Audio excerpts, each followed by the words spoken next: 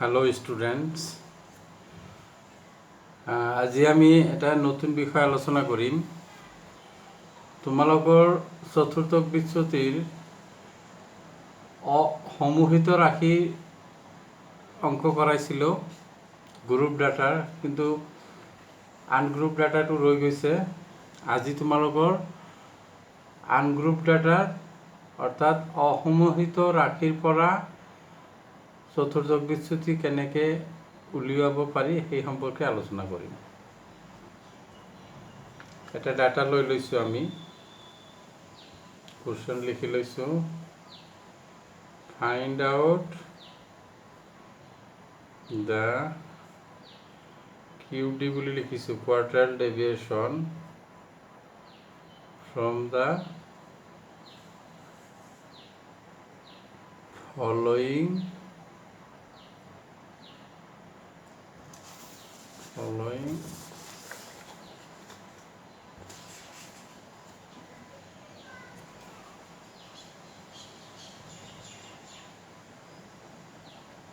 ungrouped score or data. Suppose আমি score কেইটা এনেকৈ লিখি লৈছোঁ, 10, 11, 12, 13, 14, 15, 16, 17, 18, 19, 20, 21, 22, 23, 24, 25, 26, 27, 28, 29. ইয়াতে টোটেল আমাৰ 20টা আনগ্ৰুপ ডাটা আছে, অসমূহিত ৰাশি। ইয়াৰ পৰা আমি এতিয়া চতুৰ্থ বিচ্যুতি কেনেকৈ নিৰ্ণয় কৰিব সেই সম্পৰ্কে আলোচনা কৰিম। আমি চতুৰ্থ বিচ্যুতিৰ ফৰ্মুলা আমি জানো, Q is equal to Q3 minus Q1 divided by 2। Okay, এতিয়া Q3 আৰু Q1 উলিয়াব লাগিব। গ্ৰুপ ডাটাৰ ক্ষেত্ৰত আমি Q3 এটা ফৰ্মুলাৰ ব্যৱহাৰ কৰি কৰিছিলোঁ, Q1 এটা ফৰ্মুলা ব্যৱহাৰ কৰি কৰিছিলোঁ। ইয়াতে নিৰ্দিষ্ট তেনেকুৱা কোনো ফৰ্মুলা নাই, জাষ্ট আমি এটা ডিফাৰেঞ্চ চাব লাগিব। আমি মেডিয়ান উলিয়াওঁতে আমি কি কৰিছিলোঁ, যেতিয়া আমি মেডিয়ান উলিয়াইছিলোঁ, মধ্যমা উলিয়াইছিলোঁ, বাৰম্বাৰ তাৰ 50%ত আমি কেলকুলেশ্যন কৰিছিলোঁ। ছাপ'জ 50% n/2 য'ত পৰিছিলে তাত গৈ আমি মধ্যমা উলিয়াইছিলোঁ। এইটো তোমালোকে নিশ্চয় মনত আছে। কিন্তু আমাৰ চতুৰ্থ বিচ্যুতি উলিয়াবলৈ যাওঁতে জাষ্ট আমি কি কৰিব লাগিব, Q1 যেতিয়া আমি কৰিম, Q1ৰ ক্ষেত্ৰত আমি 25% n/4 25%ত আমি কেলকুলেশ্যন কৰিম, আৰু Q3ত আমি কিমান কৰিম, 75% কেলকুলেশ্যন কৰিম, 3n/4। এইখিনি আমি জানো। আমি Q1 means 25% of the total frequency, ইয়াতে টোটেল স্ক'ৰ হ'ব, আনগ্ৰুপ ডাটা হ'ব, আৰু Q3 means 75%, এই 20টা সংখ্যা স্ক'ৰ ৰাশিৰ 75%। এতিয়া আমি এইটো টোটেল স্ক'ৰ কিমান আছে, total score is equal two 20। আমাৰ n কিমান আছে, 20 আছে। এতিয়া এনৰ 25% যদি আমি উলিয়াওঁ তেনেহ'লে কিমান হ'ব, n/4 is equal two total number of score কিমান আছে, আমাৰ 20 আছে। 20ক আমি 4ৰে ডিভাইড কৰিব লাগিব। 4ৰে ডিভাইড কৰিলে কিমান পাম আমি, 5। ঠিক তেনেকৈ এনৰ 75% যদি আমি উলিয়াবলৈ যাওঁ এই 20টা স্ক'ৰৰ, তেনেহ'লে 3n/4 এইটো ফৰ্মুলা, 3ৰ লগত 20 মাল্টিপ্লাই কৰি 4ৰে আমি ডিভাইড কৰিম, কিমান হ'ব, 15 হ'ব। কেলকুলেশ্যনবিলাক কৰি ল'বা তোমালোকে। এতিয়া Q1 যদি আমি উলিয়াওঁ, ছাপ'জ 1ৰ তলত মুঠ ৰাশিৰ 25% থাকে। এইটো আমি জানি লোৱাটো ভাল যে Q1 তেনেহ'লে কিমান হ'ব? Q1 ইজিক্যাল টু Q1 আমি কিমান পাইছোঁ? ইয়াতে 5 পাইছোঁ, 25%। 1 2 3 4 5 পাইছোঁ, 15ৰ তলত 5 আছে। গতিকে এই দুটা স্ক'ৰ তোমালোকে কি কৰিব লাগিব? এই দুটা স্ক'ৰৰ মাজৰ সংখ্যাটো অৰ্থাৎ মধ্যমাটো হ'ব আমাৰ Q1। তেনেহ'লে মাজৰ সংখ্যাটো কিমান হ'ব? 14.5 হ'ব। অৰ্থাৎ 14 আৰু 15ৰ মধ্যমা। 14 আৰু 15 যোগ কৰি 2ৰে হৰণ কৰিলে কিমান পাম আমি? 14.5 পাম। ঠিক তেনেকৈ Q3ৰ ক্ষেত্ৰতো এইটোৱে হ'ব। Q3 মানে 75% টু 15, 1 2 3 এনেকৈ গৈ আমি 1 2 3 4 5 6 7 8 9 10 11 12 13 14 15 অৰ্থাৎ 25ৰ তলত আছে 5টা স্ক'ৰ। এই 15 নম্বৰ স্ক'ৰ আৰু তাৰ ওপৰৰ স্ক'ৰ এই দুটাৰ মাজৰ সংখ্যাটো হ'ব ইয়াতে 75%। ছাপ'জ এই দুটাৰ মাজৰ সংখ্যা কিমান হ'ব? 24। ছাপ'জ 14.5, 14 আৰু 24 আৰু 25ৰ মধ্যমা। 24 আৰু 25ৰ মধ্যমা অৰ্থাৎ এই 24 আৰু 25 যোগ কৰি 2ৰে হৰণ কৰিলে আমি যিটো সংখ্যা পাম সেইটো হ'ব আমাৰ Q3 অৰ্থাৎ 75%। গতিকে এতিয়া আমি কি কৰিব পাৰোঁ? We know that Q is equal to কি আছিল formula? Q3 minus Q1 divided by 2। আমাৰ Q3 কিমান? 24.5, Q1 14.5। Q is equal to what? 24.5ৰ পৰা আমি 14.5 মাইনাছ কৰিম, মাইনাছ কৰি 2ৰে ডিভাইড কৰিম। 24.5ৰ পৰা 14.5 মাইনাছ কৰিলে কিমান হ'ব? আমাৰ 10 হ'ব। 10ক 2ৰে ডিভাইড কৰিলে 5 হ'ব। 5 হ'ব আমাৰ আনগ্ৰুপ ডাটাৰ পৰা চতুৰ্থক বিচ্যুতি। এইখিনি হৈছে আমাৰ চতুৰ্থক বিচ্যুতি। আজি তোমালোকৰ কোৱাৰ্টাৰ ডেভিয়েশ্যন আমি অলৰেডি কৰিলোঁ, এভাৰেজ ডেভিয়েশ্যন আছে আৰু ষ্টেণ্ডাৰ্ড ডেভিয়েশ্যন। এই তিনিওটাৰে আনগ্ৰুপ ডাটা আমি উলিয়াই ল'ম। যিহেতু আনগ্ৰুপ ডাটাটো অলপ সৰু, এইকাৰণে আনগ্ৰুপ ডাটাখিনি আজিয়ে শেষ কৰি দিম। এতিয়া এইটো গৈছে আমাৰ চতুৰ্থক বিচ্যুতি অসমোহিত ৰাশিৰ পৰা। এতিয়া আমি আৰু এটা বিষয় আলোচনা কৰিম, এভাৰেজ ডেভিয়েশ্যন, গড় বিচ্যুতি আৰু মানক বিচ্যুতি। এতিয়া গড় বিচ্যুতি যদি আমি উলিয়াবলৈ যাওঁ, ইয়াতে কুৱেশ্যনটো লিখি লৈছোঁ, ফাইণ্ড আউট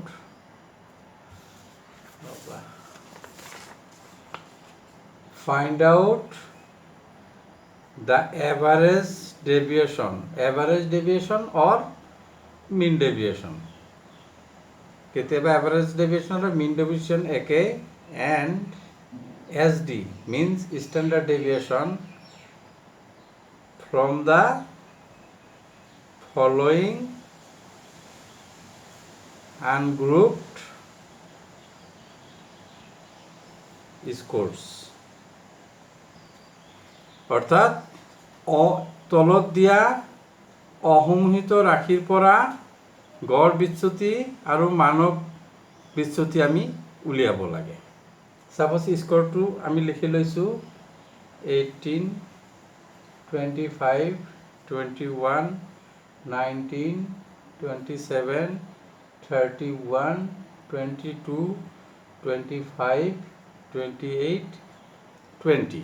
কেইটা স্ক'ৰ আছে? 1 2 3 4 5 6 7 8 9 10 10টা স্কোর আছে প্রথমতে আমি উলিয়াম এভারেজ ডেভিয়েশন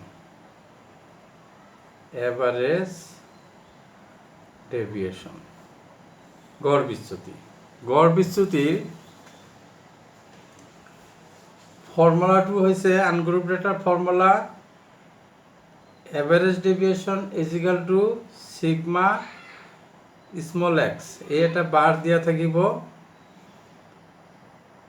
ইয়াৰ মিনিংটো আমি পিছত কৈ আছো যেতিয়া অঙ্ক কৰিম এতে এই স্কোরখিনি দিস আর দ্য র স্কোর এক্স খিনি আমি লিখি লম সাপোজ 18 25 21 19 27 31 22 25 28 20 ইয়াতে যেহেতু এন আছে আমি এন ইয়াতে লিখি ল'ব পাৰোঁ সাপোজ সিৰিয়াল নাম্বাৰ লিখি ল'ব পাৰোঁ সিরিয়াল নাম্বার 1 2 3 4 5 6 7 8 9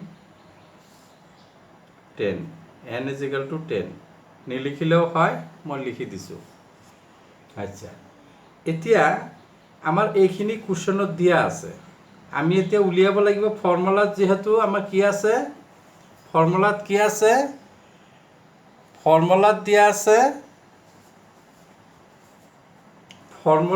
আছে সিগমা এক্স এই যে দুটা বার দিয়া আছে এই সাইনটোৰ মিনিংটো অৰ্থাৎ প্লাস মাইনাস ইগনোৰ কৰিছে এই সাইনটোৱে অলপ পিছত কৈ আছো তোমালোকক এতিয়া স্মল এক্স উলিয়াব লাগে আমি স্মল এক্স আমি কেনেকৈ উলিয়াম এক্স মাইনাস মিন গতিকে এইখিনিৰ আগত আমি কি কৰিব লাগিব আনগ্ৰুপ ডাটাত মিন উলিওৱা জানাই আনগ্ৰুপ ডাটাত মিন উলিয়াই ল'ব লাগিব sigma x is equal two এইখিনি মই যোগ কৰিছোঁ যোগ কৰি কিমান পাইছোঁ 236 পাইছোঁ গতিকে 236 যেহেতু পাইছোঁ ইয়াতে আনগ্ৰুপ ডাটাত মিন উলিওৱাৰ ফৰ্মুলাটো কি আছিল sigma x divided by N sigma x কিমান পাইছোঁ 236 ডিভাইডেড বাই এন কিমান পাইছোঁ 10 পাইছোঁ 10 এৰে ডিভাইড কৰিলে আমাৰ কিমান হ'ব ইয়াত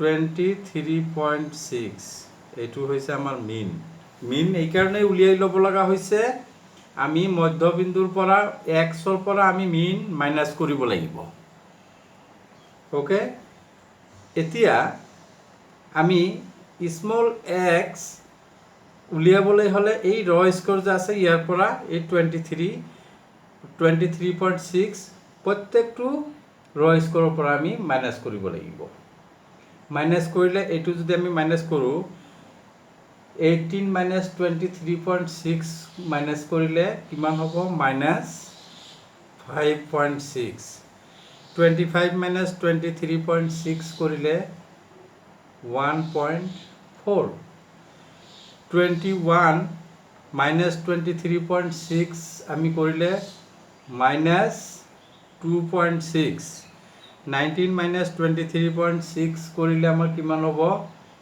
minus 4.6 27 minus 23.6 3.4 হ'ব ইয়াতে মাইনাস হোৱা নাই এই কাৰণেই 23 কে 27 ডাঙৰ আছে 31 minus 23.6 কিমান হ'ব 7.4 22 minus 23.6 হলে কিমান হ'ব minus 1.6 25 আমি আগতে এবাৰ কৰিছিলোঁ ডাইৰেক্ট লিখিব পাৰিম 1.4 28 minus 23.6 কৰিলে আমাৰ কিমান পাম 4.4 20 ৰ পৰা 23.6 minus 3.6 এইখিনি হৈছে আমাৰ স্মল এক্স এতিয়া ফৰ্মুলাত যে আমাৰ এই বাৰ দুটা আছে এই বাৰ দুটা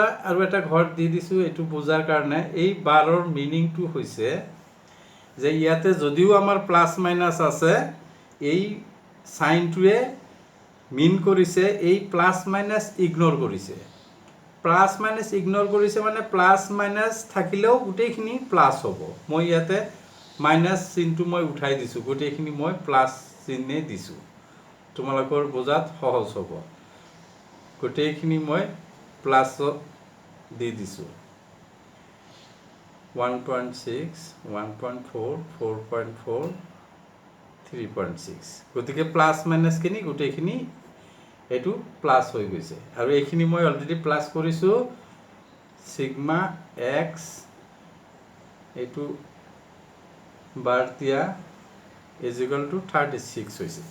কেলকুলেশ্যনখিনি তোমালোকে ভেৰিফাই কৰি ল'বা, অলপ ইফাল সিফাল হ'ব পাৰে। এতিয়া এভাৰেজ ডেভিয়েশ্যনৰ আনগ্ৰুপ ডাটাৰ ফৰ্মুলাটো হৈছে সিগমা এই বাৰটোৰ মাজত স্মল এক্স থাকিব এন। এতিয়া সিগমা এক্স কিমান পাইছোঁ 36 পাইছোঁ, ডিভাইডেড বাই এন কিমান আছে 10 আছে, গতিকে এইখিনি হ'ব 3.6। এইটো হৈছে গড় বিচ্যুতি। আচ্ছা, এতিয়া মই তোমালোকক এইটো হৈছে গড় বিচ্যুতি। এতিয়া মানক বিচ্যুতি বাকী থাকিল আনগ্ৰুপ। মানক বিচ্যুতিৰ কাৰণে ছেপাৰেট টেবুল তোমালোকে বহাই ল'ব পাৰা, বহাই ল'লেও তোমাৰ এইখিনি বস্তু লাগিবই, গতিকে মই এটা টেবুলত কৰি দিছোঁ। তাতে মাত্ৰ ইয়াতে তোমালোকৰ ষ্টেণ্ডাৰ্ড ডেভিয়েশ্যন শ্বৰ্ট ফৰ্মতো এনেকৈ লিখা যায়। এইটো ফৰ্মুলা হৈছে √/, sigma x square small x divided by n. গতিকে এক্স স্কুৱেৰ আমি স্মল এক্স অলৰেডি ওলোৱা আছে, গতিকে আমি এক্স স্কুৱেৰটো ইয়াতে ডাইৰেক্ট উলিয়াই ল'ব পাৰোঁ। এইখিনি কৰিলে 5.6ৰ স্কুৱেৰ কৰিলে কিমান পাইছোঁ আমি 31.36 পাইছোঁ। 1.4ৰ স্কুৱেৰ কৰি কিমান পাইছোঁ 1.96 পাইছোঁ। 2.6 কৰি আমি কিমান পাইছোঁ 6.76। 4.6 স্কুৱেৰ কৰিলে 21.16 পাইছোঁ। 3.4 আমি স্কুৱেৰ কৰিলে 11.56 পাইছোঁ। 7.4 আমি স্কুৱেৰ কৰিলে কিমান পাইছোঁ 54.76। 1.6 স্কুৱেৰ কৰিলে কিমান পাম আমি 2.56। 1.4 আগত কৰা আছে 1.96। 1.96 4.4 কৰিলে কিমান হ'ব 19.36 আৰু 3.6 কৰিলে মাল্টিপ্লাই কৰিলে বা স্কুৱেৰ কৰিলে কিমান পাম 12.96। কেলকুলেশ্যনখিনি মই কৰি লৈছোঁ, তথাপি তোমালোকে ভেৰিফাই কৰি ল'বা। Sigma x square equal to এইখিনি প্লাছ কৰি 164.4 পোৱা গৈছে। তথাপি তোমালোকে কেলকুলেশ্যনখিনি কৰি ল'বা, ৰুলখিনি হৈছে মেইন। এতিয়া যিহেতু আমাৰ সিগমা এক্স স্কুৱেৰ পাইছোঁ 164.4, এন আমাৰ জনা আছে 10, গতিকে এছ ডি আমি ইজিলি এইখিনি উলিয়াব পাৰিম। √/, 164.4 ডিভাইডেড বাই 10, এইখিনিক আমি 10ৰে ডিভাইড কৰিলে কিমান পাম আমি 16.44। 16.44ক √/, আমি উঠাই দিলে কিমান হ'ব 4.05। এইটো হৈছে আমাৰ ষ্টেণ্ডাৰ্ড ডেভিয়েশ্যন, অৰ্থাৎ মানক বিচ্যুতি। এইখিনিয়ে হ'ল তোমালোকৰ আনগ্ৰুপ ডাটাৰ কি কৰালোঁ আজি। কোৱাৰ্টাইল ডেভিয়েশ্যন কৰাইছোঁ, এভাৰেজ ডেভিয়েশ্যন কৰালোঁ আৰু ষ্টেণ্ডাৰ্ড ডেভিয়েশ্যন। গতিকে এইখিনি তোমালোকে ঘৰত প্ৰেক্টিছ কৰি ল'বা, আৰু কিবা যদি নুবুজা বা যদি কিবা প্ৰব্লেম থাকে মোক সুধি ল'বা। অ'কে, আজিৰ কাৰণে এইখিনিয়ে।